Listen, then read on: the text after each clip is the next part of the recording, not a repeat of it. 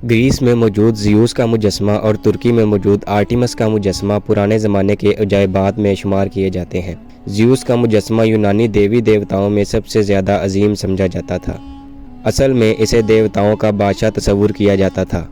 ये यूनानी देवताओं में सबसे ज़्यादा ताकतवर था और कोहे ओलंपिक्स का हुक्मरान भी था। इसके कब्ज़े में बहुत सी क़ुव्वतें थीं, जिनमें ख़ास तौर पर तूफ़ान और आसमानी बिजली शामिल थी। यूनानियों के अकीदे के मुताबिक ज़्यूस का बाप यानी क्रोनस इंसानों को ख़त्म करना चाहता था। इसीलिए ज़्यूस ने अपने बाप को मारकर खुद उसकी जगह ले ली। जी हाँ, ज़्यूस के मानने वालों का कहना है कि उसे तूफ़ानों और आसमानी बिजली पर कंट्रोल हासिल था। यही उसके दो सबसे बड़े हथियार भी थे। जब वो किसी पर गज़बनाक होता तो उस पर आसमानी बिजली गिरा कर राख का ढेर कर देता। ग्लोबल टीवी पर एक बार फिर से खुशामदीद। नाज़रीन, ज़्यूस का मुजस्समा बहुत मेहनत के साथ बनाया गया था, जिसे बनाने में 12 साल लग गए थे, जिसकी खूबसूरती को देखकर हर कोई हैरान रह जाता था। मुजस्समे की बनावट में सोना, चांदी और कीमती धातों को पिघला कर इस्तेमाल किया गया था। मुजस्समे के आगे एक तालाब बनाकर उसे जैतून के तेल से भरा गया था, जिसका मकसद मूर्ति को टूटने से बचाना था।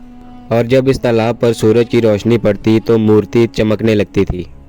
कदीम यूनानी इस मुजस्समे को बहुत इज़्ज़त की निगाह से देखते थे। इसी मुजस्समे की इज़्ज़त के लिए कदीम ओलंपिक्स गेम्स की गई थी, जो आज तक जारी हैं। और ये मुजस्समा जिस मुकाम पर बना था उसका नाम भी ओलंपिया ही था। इस मुकाम पर एशिया, सीरिया और मिस्र वगैरह से खिलाड़ी खेलों में हिस्सा लेने आते थे और लोग देवी देवताओं की इबादत भी किया करते थे। इस मुजस्समे को बनाने वाले संगतराश का नाम फिदियास था।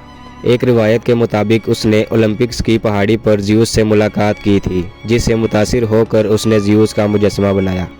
इस मुजस्समे को 5वीं सदी कबल मसीह में तामीर किया गया और ये कदीम 7 अजायबात में शुमार किया जाता था।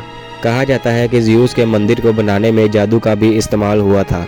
आने वाले सालों में पूरी दुनिया से सियाह और इबादत गुजार इस मंदिर में आने लगे।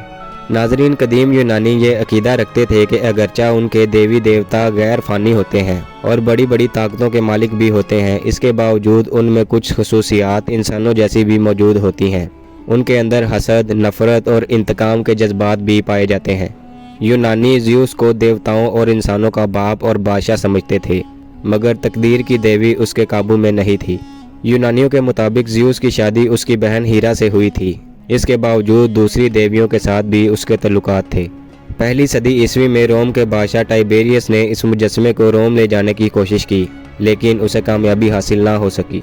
चौथी सदी ईस्वी में बहुत से ज़लज़ले और सैलाब आए और 5वीं सदी ईस्वी में इस मंदिर को आग भी लगी, जिसकी वजह से इस मुजस्समे को बहुत नुकसान हुआ। आज इस मंदिर की जगह पत्थरों और बुनियादों के अलावा कुछ भी बाकी नहीं रहा।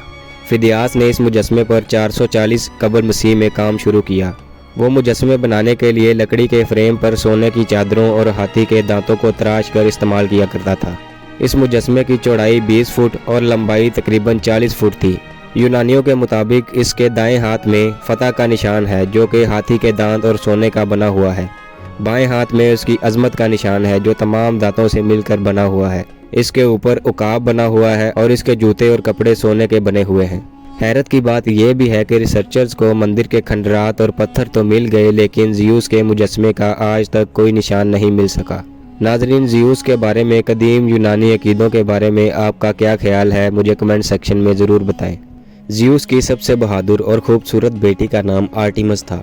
ग्रीस मज़हब के मुताबिक आर्टेमिस लीटू और ज़्यूस की बेटी और अपोलो की जुड़वा बहन थी, जो जंगली जानवरों, शिकार, पौधों, वफादारी और बच्चों की पैदाइश की देवी भी थी। रोम में उसे डियाना के नाम से जाना जाता था। नाज़रीन, जैसा कि पहले भी बयान किया जा चुका है कि ज़्यूस और हीरा की शादी हो चुकी थी, मगर ज़्यूस के दूसरी देवियों के साथ भी तल्लुकात थे, जिनमें से एक लीटो थी। ग्रीस मिथोलॉजी के मुताबिक जब हीरा को पता चला कि ज़्यूस ने लीटो को प्रेग्नेंट कर दिया है और लीटो 2 बच्चों को जन्म देने वाली है, तो उसने गुस्से में आकर लीटो को ओलंपिया से निकाल दिया और इसे श्राप दिया कि वो किसी भी सख्त ज़मीन पर बच्चों को जन्म नहीं दे सकेगी। ज़्यूस ने लीटो को हिफाजत के साथ आइसलैंड ऑफ डिलोस पहुंचा दिया, जहां पर लीटो ने पहले आर्टेमिस को जन्म दिया। ये देखकर हीरा ने बच्चों की पैदाइश की देवी के साथ मिलकर लीटो के दूसरे बच्चे की पैदाइश को 9 दिन के लिए मुअख्खर कर दिया, जिसकी वजह से लीटो को बहुत तकलीफ सहना पड़ी। आर्टेमिस ने पैदा होते ही अपने भाई अपोलो की बर्थ में अपनी मां का साथ दिया। कोह ओलंपिक्स की बाकी देवियां भी लीटो का साथ देने के लिए उसकी मदद को पहुंच गईं और इस तरह दोनों बच्चों की पैदाइश हिफाजत के साथ हो गई। जब हीरा को पता चला कि दोनों बच्चों की पैदाइश सेफली हो चुकी है तो उसने गुस्से में आकर पाइथन नामी सांप और ड्रैगन को दोनों बच्चों को ख़त्म करने के लिए भेजा, जिन्हें बाद में ज़्यूस के बेटे अपोलो ने ख़त्म कर दिया। यूनानियों के मुताबिक हीरा हर कीमत पर लीटो को ख़त्म करना चाहती थी, इसलिए वो मौका मिलते ही बार बार डेविल्स को लीटो का रेप करने या उसे मारने के लिए भेजती रहती। लेकिन इससे पहले कि वो लीटो तक पहुंचते, आर्टिमस और अपोलो मिलकर अपनी मां की हिफाजत करते और उनको मार गिराते। आर्टिमस ने जवान होते होते अपने बाप से बहुत सी विशेज़ पूरी करवा ली थी, जिनमें से एक ये थी कि वो मरते दम तक वर्जिन रहेगी, दूसरी ये कि अपने चचा का तीर कमान इस्तेमाल कर सकेगी, तीसरी ये कि जिस पहाड़ पर भी वो बैठेगी उसे उसका घर करार दे दिया जाएगा, और चौथी ये कि वो अपने भाई अपोलो से ज़्यादा बहादुर होगी और ज़्यादा टाइटल्स अपने नाम करेगी। ज़्यूस ने अपनी बेटी के प्यार में ये सब विशेज़ पूरी कर दी थी और इस तरह आर्टिमस को ग्रीस मिथोलॉजी की 3 पाक और वर्जिन देवियों में से एक होने का मौका मिला।